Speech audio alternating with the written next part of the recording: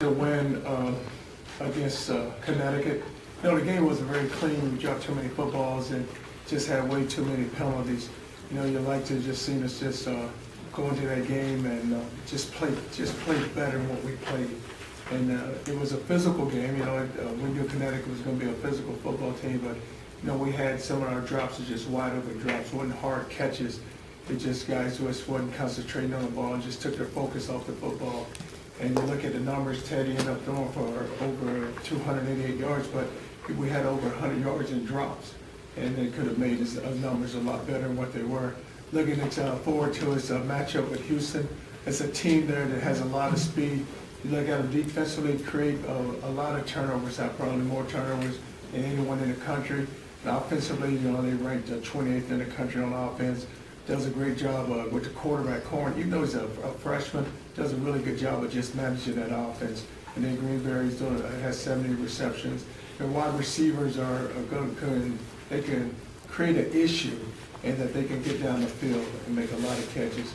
But, you know, we have this week to get prepared, and we have to go out and play well on Saturday night. Charlie, what is your definition of a drop, and what does a receiver have to do to qualify for it? Well, anytime a receiver faces up and the ball hits him in the hands, it's a drop.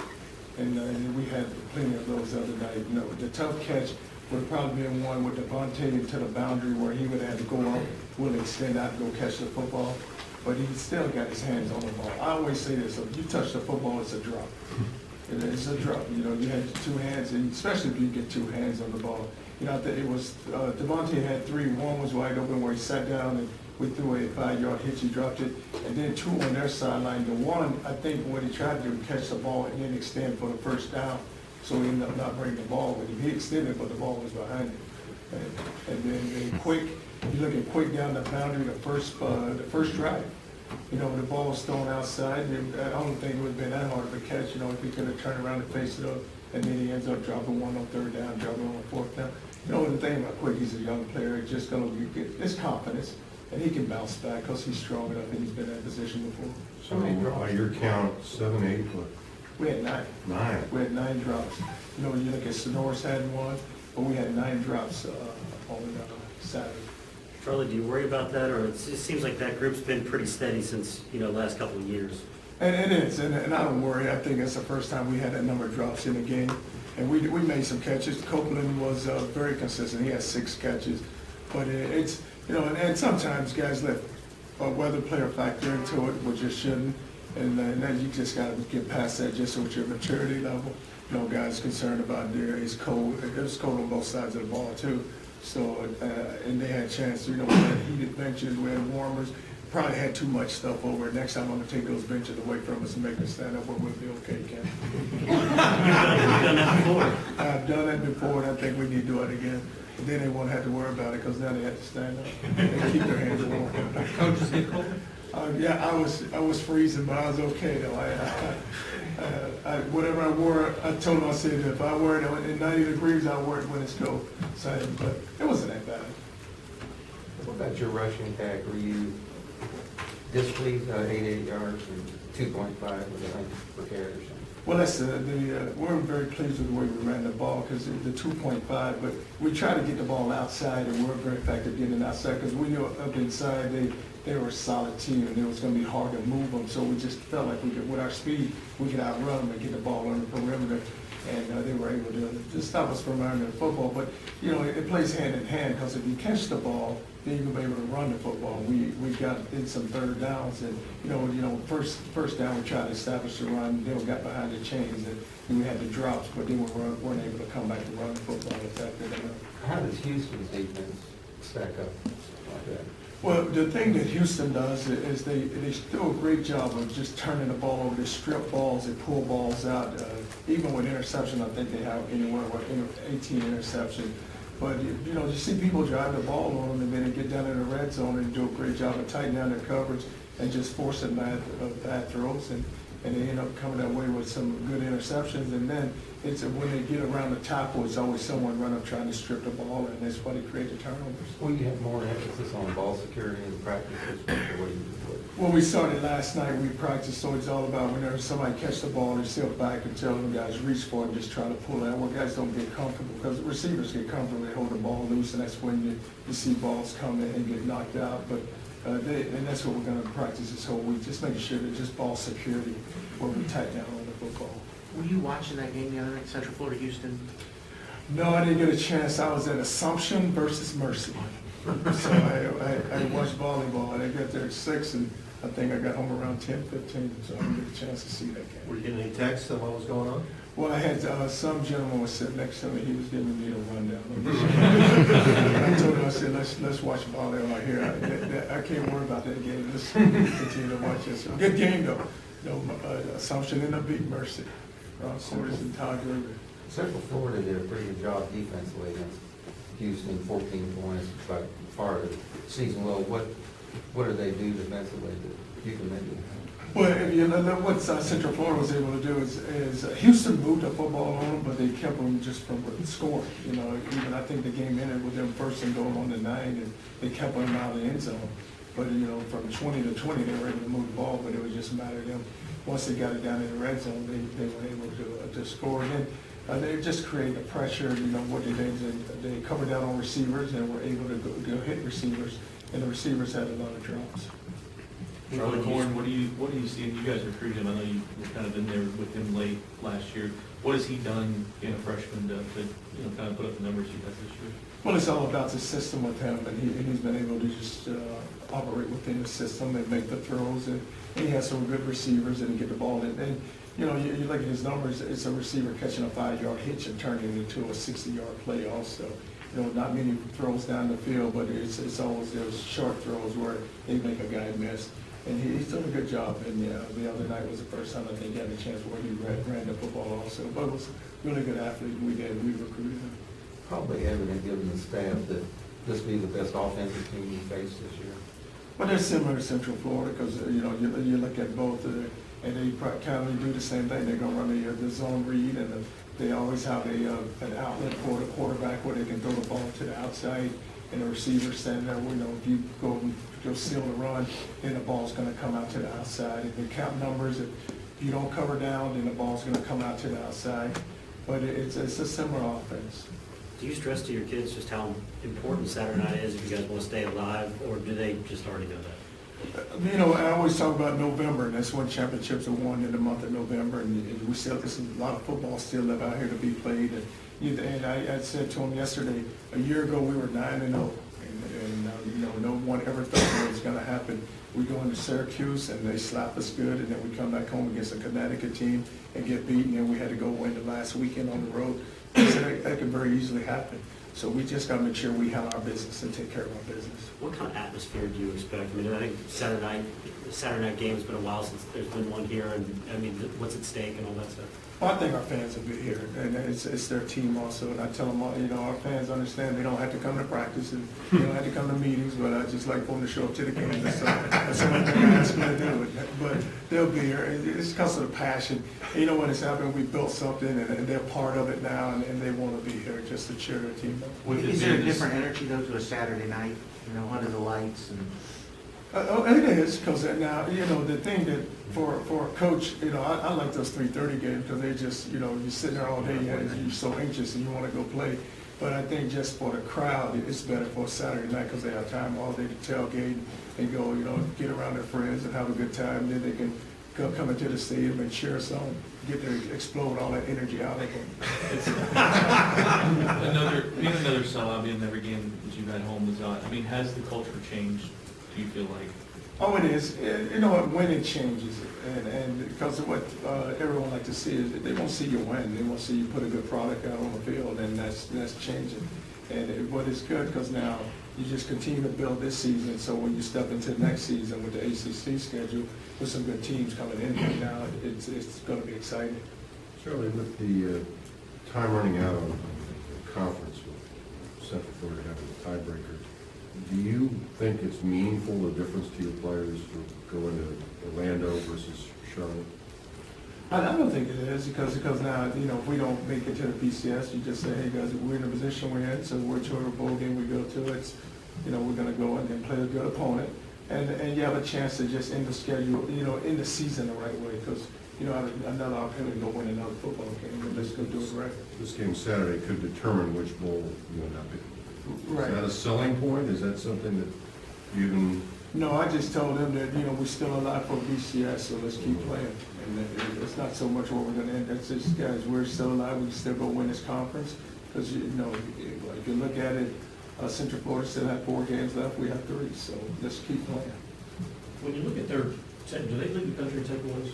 Yes. You look at their takeaways and you talk about the turnovers, and yet they are giving up a pretty high yardage total and scoring total. It's kind of strange to have those two together. What's the deal with it? You know, it is tough, because if you look at it, people move the ball, they give up a lot of yards on defense, but it's the takeaways is what's keeping them in the game, and they're getting the ball back for their offense. 'Cause their offense is, they strike so quick, and I think up until the last game, they had scored in every quarter, but the defense is getting the ball back for them. And so you look at it, it's almost like they playing to one another, so, you know, defensively go get a turnover, offense go score, and then it puts pressure on your offense. If their offense can score, it puts pressure on our offense, where we gotta go score and match that score.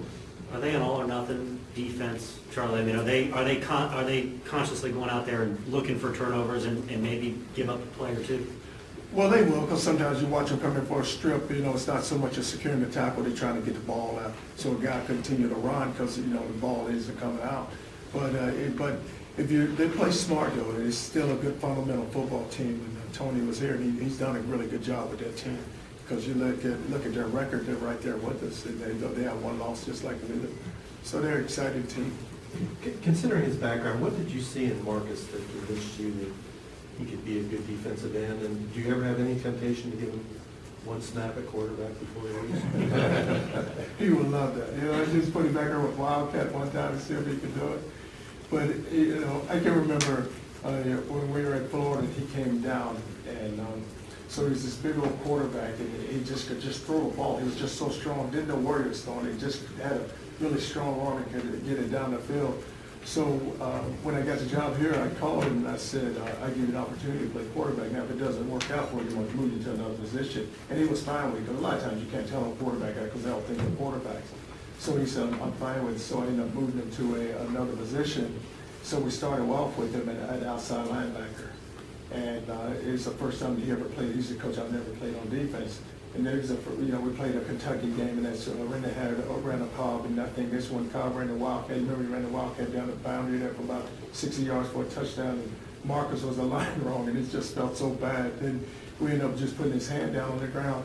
But he's one of those kids that he has grown each and every year, and he's taking coaching, and it's still fun just to watch how he developed, because usually he's taking a guy with a quarterback's body and trying to make him a defensive player, even with his mentality. It's just so tough to take a quarterback and say, okay, now you're going to go play defense. And he put on the weight, and he accepted that challenge, which was great. Coach, Michael Dyer didn't make the trip. Is he going to be on the field Saturday? Has he gotten everything taken care of that he needs to? Dyer was at practice yesterday, so he will be on the field. Yes. Charlie, what of the defensive numbers, scoring defense number 1, pass defense number 2, what pleases you the most and what surprises you the most? You always want to be pleased with scoring defense, because that way you're keeping a point total down, and guys are moving the ball, scoring a lot of points on you. And it was really a surprise me just the way we played pass defense, because, you know, a lot of times you give the big throws, and that's what you're always afraid of, the big throws and the big chunk yardage. And just to see, you know, how our guys, with Gaines and T. Floyd getting the interceptions and playing so well. Because we always thought the two safeties were going to be good with Pryor and Keene, because they're veteran guys, so you thought they were going to be fine. But I think with Pryor's presence of hitting the guys, the hits that he's made, I think receivers see that. And you know, a lot of those guys are kind of leery about where they run, and they for sure don't want to come across the middle, because they don't know where he's going to be at. And all the hits have been clean. You know, like that one the other night, I said to the guy, I said, well, what do you call it? He said, when the receiver stepped out of bounds and he hit him. I said, where? When did he step out? That's why I got back. I said, he never stepped out of bounds. So he said, that's why that was the penalty. It wasn't a targeting. because I said, if it's a target, you have to review it. He said, Coach, I'm not calling it targeting, I'm saying that the receiver stepped out of bounds. And I said, okay, so let's go on about our business here. It's like, wow. But that's the one that's really along, is how well we play pass defense. It seems that Pryor has a hit like that early in the game, almost by design. Is that part of his intimidation?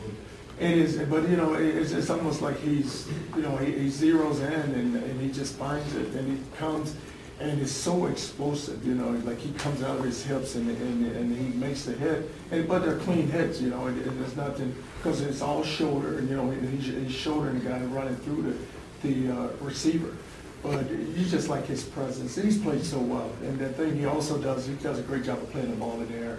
You know, it's very seldom do you find a big hitter and a guy who's a box guy, and then he can take him back and go play half field, which he's able to do. Sounds like a pro. I think he'll have an opportunity to. I would love for that to be for him, because he's played so well.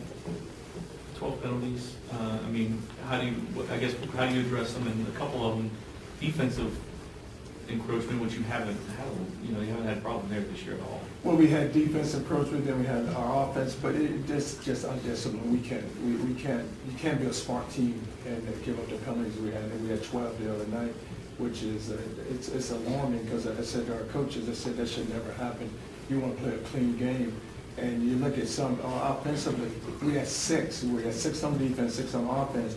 You know, you have a 26-yard gain, and then we get a penalty. Now you negate the 26-yard gain, the ball comes back, and then you have a chance where you move the ball, you get a first down. Now you got to come back and you play behind the chains. And defensively, you know, Malden they called. That's the one they called hand to the face, where he was on the guy's shoulder pads. You know, that was a bad one there. But still, though, you know, that was a sack. You know, we end up giving up a sack right there, but. It's just that whenever you end up with a penalty, you always look at the final result, now how much it hurts you. That's why you got to be a disciplined football team. Do you do something this week to address the discipline part? Yeah, the guys who have penalties have to learn this. They get their part of it. If you got a penalty on a bad call, does he have to run? We think about that one. Calvin doesn't have to run for that one. Hey, but the guy said he stepped out of bounds, and I'm like, wow. How much do they have to run? Oh, I know, it's up to Coach Moore, he handles it. A common theme Saturday was pictures of half-empty stadiums. Does it strike you at all that college football has an attendance problem, or what does that say about maybe Louisville fans back in the stadium? Well, it goes back to just, if you're playing well, people are going to come in and watch you play, and that's what we've been able to do. But our fans here are passionate, and they want to see good football, and it's so good that now we have the support that we have within the city, and it's amazing to just see how far we've come. You know, at some point, at one point we had it half empty, not half empty since I've been here, but you've seen those half empty stadiums. But you have to play well, and you have to put a product out on the field that people are pleased with. And if you continue to play well, you're going to pack the stadium. And a lot of times I say this, when those stadiums are half filled, it's the coach's fault, and we just haven't done a good job of getting our guys to go play and put enough excitement out for our fans.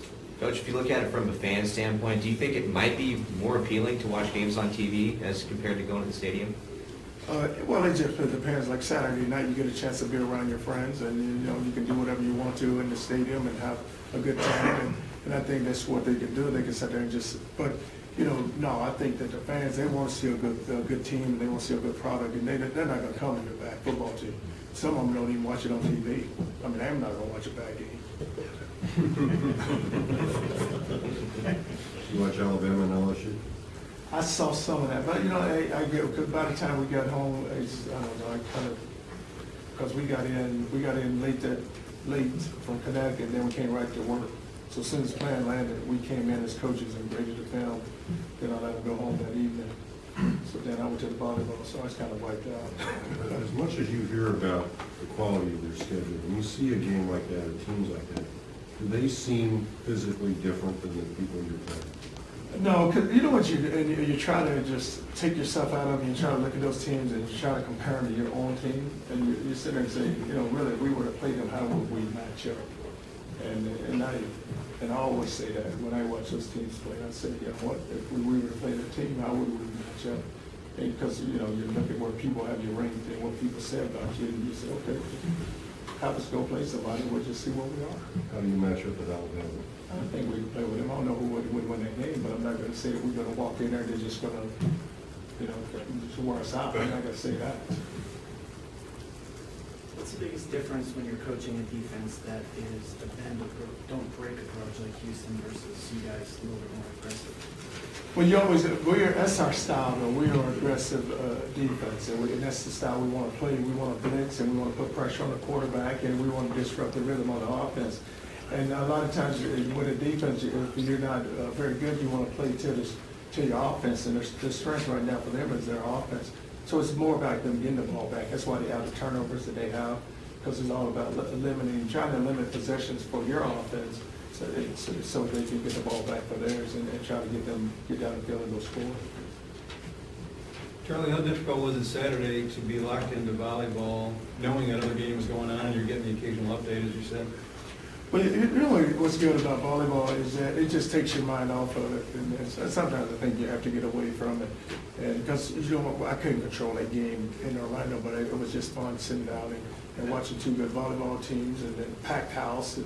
But you know, I just kind of just sat there and just watched that game. But like I said, I had someone giving me the score, so it's not like I didn't hear it. I just got, hey, 0-0, coach, in the first quarter. So it wasn't like I didn't know what was going on. And because it was an update, just someone said, well, behind me was saying, hey, what's the score? What's the score? You know, so but it was amazing that everybody there was trying to find out the score, even though they was watching the volleyball game too.